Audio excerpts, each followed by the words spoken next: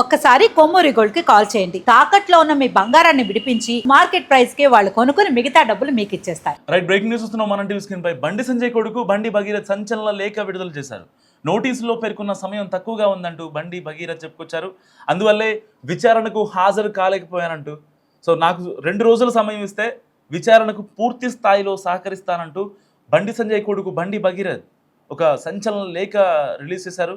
నాకు అవసరమైన డాక్యుమెంట్లు అండ్ ఆధారాలు, స్క్రీన్ షాట్స్ సేకరించడానికి నాకు మరో 2 రోజుల సమయం కావాలంటూ బండి భగీరథ్ సిట్కి రెస్పాండ్ అయ్యాడు. సో ఎల్లుండి ఎట్టి పరిస్థితుల్లో విచారణకు హాజరవుతానని బండి భగీరథ్ చెప్పుకొచ్చాడు. అయితే ఇప్పటికే హైకోర్టులో మధ్యంతర బెయిల్ విచారణ జరగనుంది. ఇప్పటికే భగీరథ్పై బిఎన్ఎస్ సెక్షన్ 5(1) రెడ్ విత్ 6 కింద సెక్షన్లు నమోదయ్యాయి. సో ఈ సెక్షన్ల ప్రకారం కనుక నేరం రుజువైతే కనీసం 20 ఏళ్ల కఠిన కారాగార శిక్ష పడే అవకాశం ఉంది. సో పెద్ద ఎత్తున ఒక జరిమానా కూడా పడే అవకాశం ఉంది. ఇప్పటికే బండి సంజయ్ కొడుకు బండి భగీరథ్కి మద్దతుగా కవిత కీలక వ్యాఖ్యలు చేశారు. అనవసరంగా ఆ పిల్లాడిపై, రాజకీయాల్లో లేనటువంటి పిల్లాడిపై పర్సనల్గా టార్గెట్ చేయడం ఎందుకంటూ కవిత చెప్పుకొచ్చారు. సో రాజకీయాలకు అతీతంగా మనం కొన్ని మాట్లాడుకోవాలంటూ కవిత మాట్లాడిన మాటలు 2 తెలుగు రాష్ట్రాల్లో ఇప్పుడు సంచలనంగా మారాయి.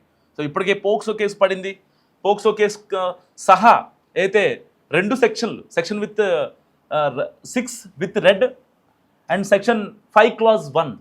సో ఈ 2 సెక్షన్ల కింద కేసు కనుక నమోదైతే నిజంగా చాలా భారీ ఎత్తున జరిమానా పడుతుంది, 20 ఏళ్ల జైలు శిక్ష పడుతుంది. ఏదైతే ఇవాళ హైకోర్టులో మధ్యంతర బెయిల్ పై విచారణ జరగనుందో, సో ఆల్మోస్ట్ అది కూడా క్యాన్సిల్ అయ్యే అవకాశం ఉంటుంది. 99.9% క్యాన్సిల్ అయ్యే అవకాశం కూడా ఉంటుంది. అండ్ యాంటిసిపేటరీ బెయిల్ రాదు, అసలు స్టేషన్ బెయిల్ వచ్చే అవకాశం 0%. సో ఇలాంటి నేపథ్యంలో తన లాయర్ల, అడ్వకేట్ల సలహా మేరకు తనకి సంబంధించిన స్క్రీన్ షాట్ ఏదైతే తన దగ్గర ఉన్న ఆధారాలు, ఆ అమ్మాయి ఏదైతే కేసు పెట్టిందో కావాలనే బలవంతంగా నాతో మద్యం తాగించారు, ఫామ్ హౌస్లో నన్ను ఇబ్బంది పెట్టారు, నన్ను కావాలని టార్చర్ చేశాడు, సో పెళ్లి చేసుకుంటానంటూ మోసం చేశాడు, 2 సంవత్సరాలు ఆగితే నేను నిన్ను పెళ్లి చేసుకుంటాను, నీ మైనార్టీ కంప్లీట్ అయిపోతుంది అని మాయ మాటలు చెప్పాడంటూ ఇప్పటికే బాధిత మహిళ ఎవరైతే ఉన్నారో వాళ్ళ తల్లిదండ్రుల స్టేట్మెంట్ రికార్డ్ చేసిన పోలీసులు దాని తర్వాత ఒక కీలక స్టేట్మెంట్ ఇచ్చారు. ఈ యొక్క సెక్షన్ బిఎన్ఎస్ ప్రకారం సెక్షన్ 5(1) రెడ్ విత్ 6 కింద సెక్షన్లను నమోదు చేశారు.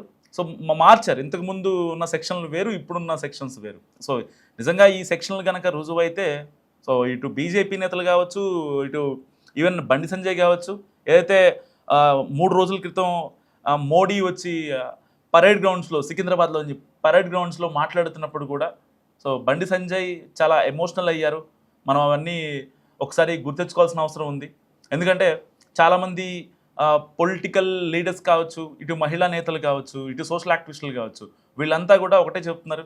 సో ఒకవేళ బాధిత మహిళ ఇచ్చిన స్టేట్మెంట్ ప్రకారం అది కనుక ప్రూవ్ అవ్వకపోతే, అయితే బండి భగీరథ్ తన దగ్గర ఉన్నటువంటి ఆధారాలు, తను ఆ అమ్మాయి పెట్టిన మెసేజ్లు కావచ్చు, ఆ అమ్మాయి పెట్టిన ఆడియో మెసేజ్ అండ్ ఏదైతే కాల్స్ రికార్డింగ్స్ కావచ్చు, అవన్నీ నా దగ్గర ఉన్నాయి. సో వాటిని నేను తీసుకోవడానికి కొంచెం టైం పడుతుంది. సో ఐక్లౌడ్ చేంజ్ అయ్యింది. సో దానికోసం నా దగ్గర ప్రాపర్ ఆధారాలు ప్రాపర్గా ఏమీ లేవు.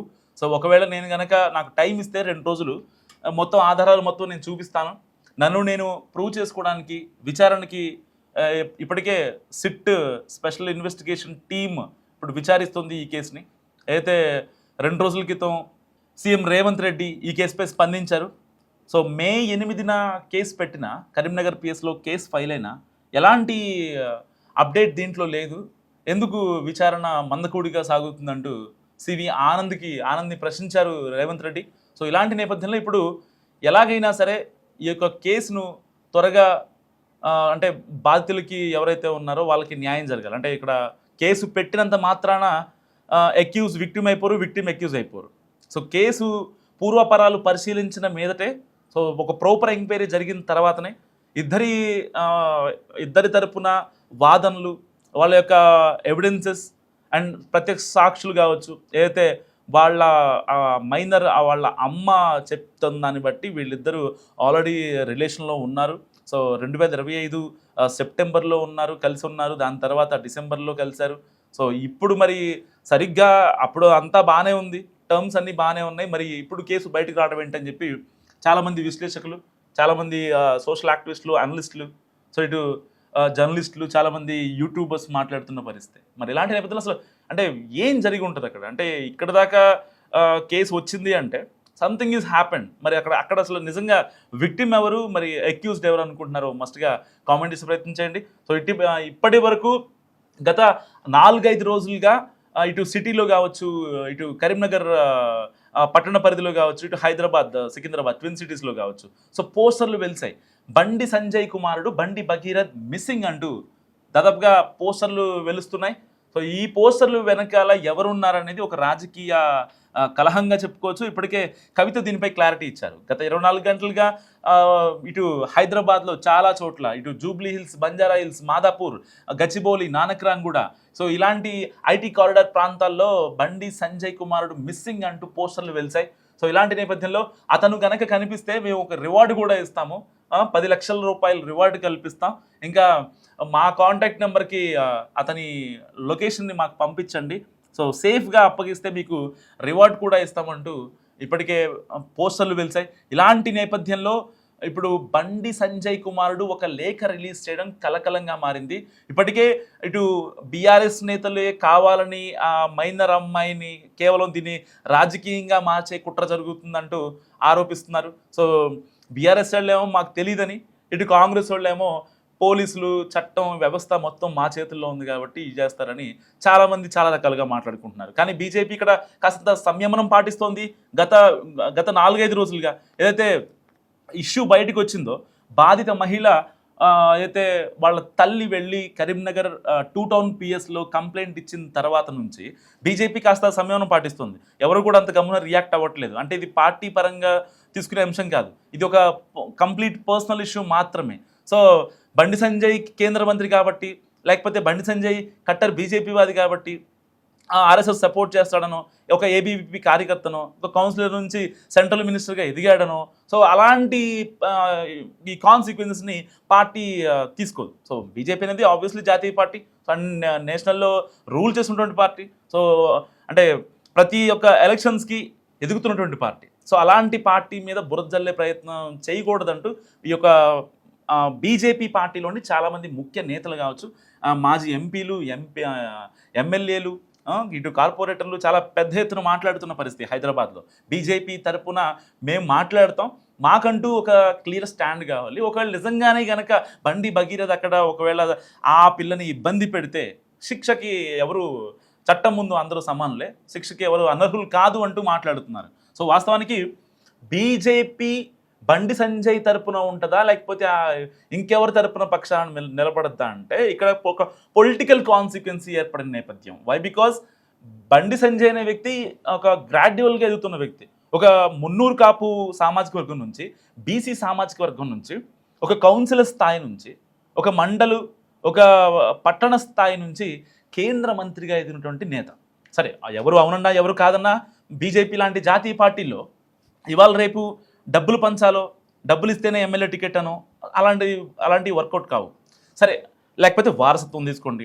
మా నాన్న పలానా ఎమ్మెల్యే, మా నాన్న పలానా ఎంపీ, మా నాన్న మాజీ మంత్రి, మా నాన్న ఆర్ఎస్ఎస్ సీనియర్ నాయకుడు, లేకపోతే మా అమ్మోళ్ళు, వీళ్ళంతా మంచి పొలిటికల్ బ్యాక్గ్రౌండ్ ఉన్న ఫ్యామిలీ అనుకుంటే బీజేపీలో ఒక ఇది వస్తుంది. కానీ కట్టర్ బీజేపీ వాదిగా, ఒక హిందుత్వవాదిగా, సనాతనవాదిగా చాలా ప్రజల్లోకి చాలా బలంగా దూసుకెళ్ళాడు.